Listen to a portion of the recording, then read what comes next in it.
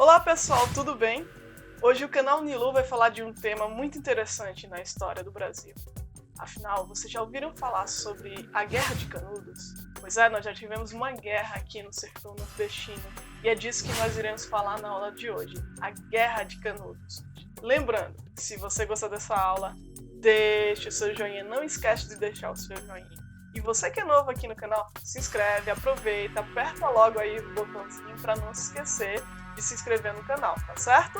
E vamos deixar de papo, vamos começar essa aula. Roda a vinheta!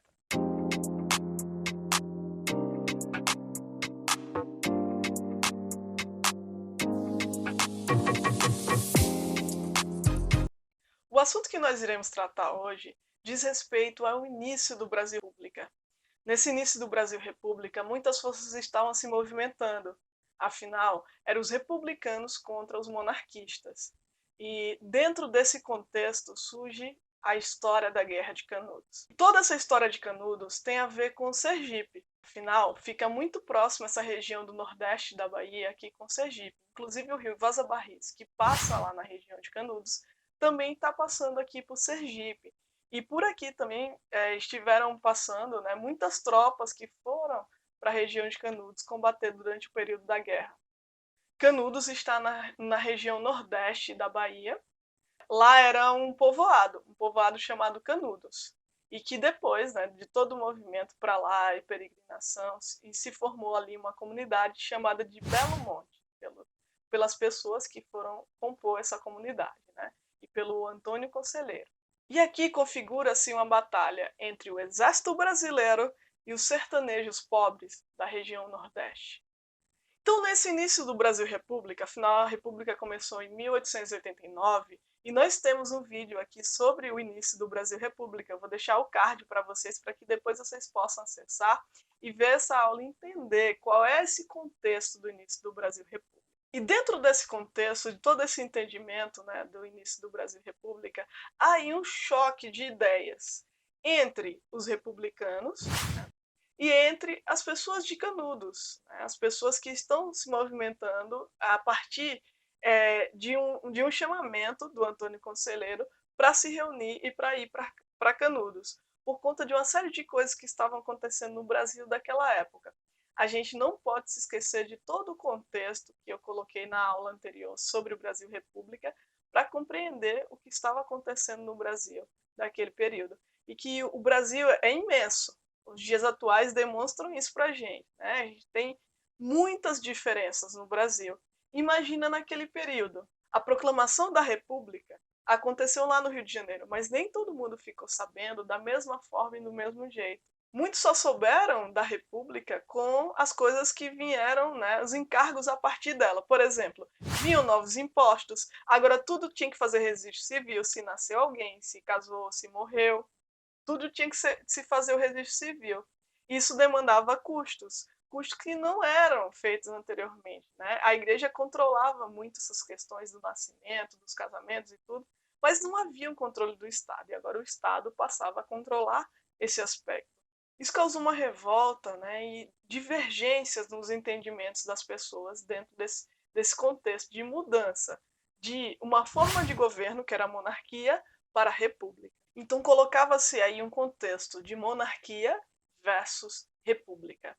Na visão do governo, estava lá em Canudos monarquistas, sertanejos, bárbaros, que queriam derrubar a República do Brasil.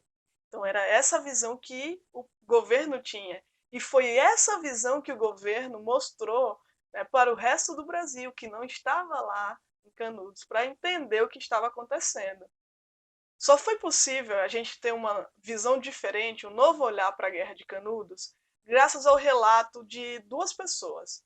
Um fotógrafo, o Flávio de Barros, e um jornalista e escritor chamado Euclides da Cunha. Inclusive, Euclides da Cunha compõe um livro muito importante desse momento.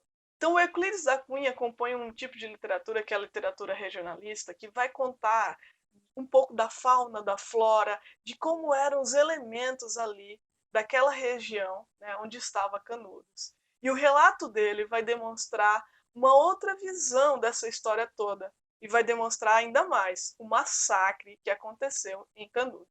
Toda essa história começa em 1830, em 13 de março, quando nasceu Antônio Vicente Mendes Maciel, que mais tarde nós vamos conhecer como Antônio Conselheiro. Ele foi professor de latim, de aritmética. Ele nasceu na cidade de Quixeramobim, no Ceará. Depois ele vai exercer a profissão de caixeiro e também de escrivão. A partir de 1861, vão acontecer alguns percalços em sua vida. A sua esposa lhe deixa e ele vai começar a ser um peregrino. E vai começar a regimentar em torno de si pessoas que faziam orações e penitências. É nesse momento da história que Antônio Maciel deixa de ser Antônio Maciel e passa a ser Antônio Conselheiro. Ele começa a juntar pessoas entre Sergipe e Bahia. Essas pessoas se uniram a ele e começaram a construir igrejas, a reformar cemitérios, a construir cemitérios também para as pessoas mais pobres e começa a juntar diversos peregrinos em torno dele. A gente precisa lembrar que depois de 1870, o Nordeste viveu um período de intensa seca. Então muita gente tinha perdido tudo que tinha e estava vivendo numa miséria muito grande. Antônio Conselheiro começa a ficar famoso quando, em 1893, ele se envolve em um protesto contra os novos impostos que o governo estava cobrando. Então, a partir disso aí, o nome dele começou a ficar visado dentro da imprensa. Conselheiro e os peregrinos começam a se estabelecer na região de Canudos, e eles começam a chamar o lugar não mais de Canudos, e sim de Belo Monte. Vários peregrinos começaram a se juntar ainda mais a ele. O lugar chegou a ter 5.200 casas. Por aí vocês tiram a quantidade de pessoas que foram peregrinando, né, até a região de Canudos, em torno da ideia que Conselheiro trazia. Antônio Conselheiro falava principalmente em suas pregações acerca da Terra Prometida. Essa Terra Prometida, toda essa ideia de Terra Prometida, de lugar que as pessoas teriam, né, realmente uma boa vida, uma vida plena, se seguissem a partir da Bíblia, né, a partir dos ensinamentos da Bíblia. Então, muitas pessoas nessa condição difícil que elas viviam, a gente precisa pensar também a questão de tudo que se vivia em torno do coronelismo, né, no Nordeste. O coronelismo era muito forte, a questão do voto de cabresto. Inclusive, eu vou deixar o card aqui da aula sobre o voto de cabresto, para vocês entenderem todo esse contexto que se vivia. Essas pessoas amedrontadas, com medo desses coronéis, também acabavam fugindo e indo se juntar à causa de Antônio Conselheiro. A comunidade de Belo Monte ficou muito grande. Eles acabaram construindo uma série de coisas importantes para aquela comunidade, como igrejas, escolas, reservatório de água, depósito de armas e uma série de coisas que eram necessárias para o dia a dia daquela comunidade. Inclusive, quem ia chegando ia ficando nos terrenos que estavam vazios, né? E eles pegavam tanto uma parte para construir a casa, como para a plantação. Eles desenvolviam principalmente a plantação de produtos de subsistência. Eu já até falei aqui no canal sobre produção de subsistência, que é aquela que a gente faz para o consumo, né? O próprio consumo. Como lá eles não tinham propriedade privada, ou seja, ninguém era dono daquela casa, daquele lugar. Eles dividiam tudo com todos. Inclusive, eles criavam muito cabras. E essas cabras eram divididas para o consumo de todas as pessoas da comunidade. E nessa agricultura de subsistência, eles plantavam muito feijão, mandioca, milho, elementos que eram para o consumo, né, daquela comunidade e que eram necessários para o dia a dia daquela comunidade. Toda essa ideia de uma comunidade que dividia as coisas entre si acabou atraindo muitas pessoas para esse lugar. Pessoas pobres que estavam vivendo uma condição difícil. Elas acabaram migrando para a região de Canudos.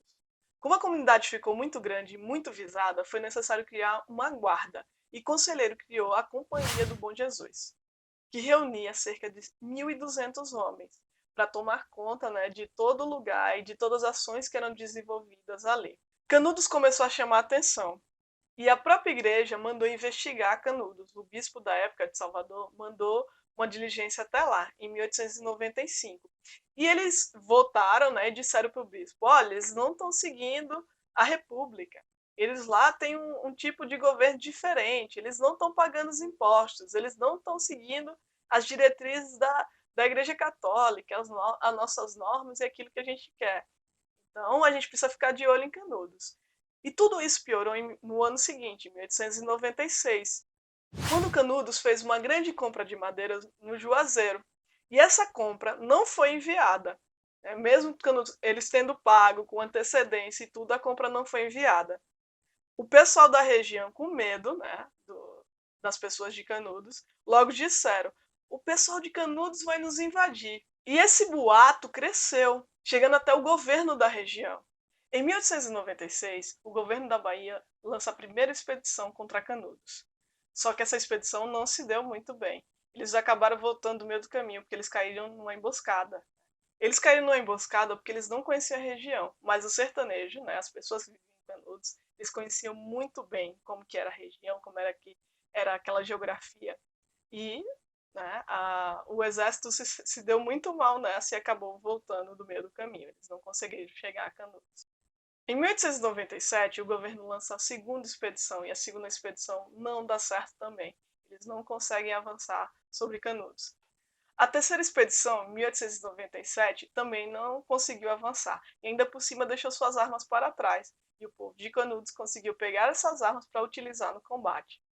O presidente da época, Prudente de Moraes, com medo, né, de todas as forças opositoras, inclusive os florianistas, né, que eram aqueles que eram adeptos ao pensamento de Floriano Peixoto, estavam fazendo muita pressão contra ele por conta dessas derrotas, sucessivas derrotas que estavam acontecendo em Canudos. Então, por conta disso, ele manda uma quarta expedição a Canudos, e essa quarta expedição contou com cerca entre 8.000 e 10.000 soldados. Então, muita gente foi enviada a Canudos, né, num período curto de meses, para que combatesse essa revolta que se surgia no meio do Nordeste contra aquilo que o governo republicano dizia ser contra eles, contra a República, que seriam monarquistas sertanejos que estavam querendo derrubar a República. O governo envia canhões, metralhadoras, porque ele queria de qualquer jeito, né, derrotar essa revolta. E o que aconteceu em Canudos foi um massacre. Hoje a gente sabe que foi um massacre, né, contra aquela população que vivia ali naquela região, que vivia em condições de vida muito difíceis. Quando Euclides da Cunha chegou ao local, que ele viu aquelas casas de barro, aquela condição de vida tão difícil, porque ele teve a noção, ele mesmo que anteriormente defendia o governo contra a revolta de Canudos, quando ele teve noção e ele compreendeu, né, vivenciou tudo aquilo que aconteceu durante a guerra, ele começou a ter uma outra visão. E ele escreveu um livro que é muito importante da literatura, eu já falei aqui um pouco para vocês, e eu vou deixar ali na descrição, que é Os Sertões. Os Sertões, de Euclides da Cunha, é um livro muito famoso, que conta essa história. E ele deixa uma frase para a gente que é muito importante. Ele diz o seguinte no livro: o sertanejo, antes de tudo, é um forte. Né? Que apesar de tudo isso que ele vivia, dessa condição de vida tão difícil, e mesmo assim ele conseguiu construir toda essa comunidade lá de Canudos. E conseguiu resistir, né? Contra todas essas investidas do governo, todas essas investidas do exército, e conseguiram sobreviver até, né, a quarta expedição, que arrasou com Canudos, que massacrou, que destruiu toda a cidade de Canudos. Esse é um capítulo um pouco difícil da nossa história, mas a gente precisa compreender. A história serve para isso, para a gente entender e estudar, né, todos os momentos, todos os elementos. A Guerra de Canudos foi uma guerra de caráter messiânico por conta da questão do Antônio Conselheiro, das pessoas seguirem ele, dentro dos entendimentos que ele tinha a partir da Bíblia. Por isso que tanto a Guerra de Canudos como a Guerra do Contestado são conhecidas como revoltas messiânicas, porque elas têm esse caráter, tanto lá com o José Maria, né, um líder religioso, quanto o Antônio Conselheiro, que também era um líder religioso. Eles tinham essa ligação, né, essa questão de ser messiânica, de trazer esse entendimento voltado à Bíblia. Espero que vocês tenham gostado dessa aula. Lembrando que, se você gostou, deixa aí o seu joinha. Não esquece de deixar o seu joinha. Escreve aí no comentário tudo o que você acha sobre a Guerra de Canudos. Não deixa de deixar o seu comentário. Coloca aí tudo que você achou dessa aula. E lembrando aqueles que ainda não são inscritos no canal, não esquece de se inscrever no canal. Aperta o sininho, não esquece, para que você sempre seja lembrado das aulas, né? Porque nem sempre o YouTube lembra a gente de que tem um vídeo novo no canal. Então aperta o sininho para você sempre ser lembrado. E a gente se encontra aqui no canal Nilu, na nossa próxima aula de História.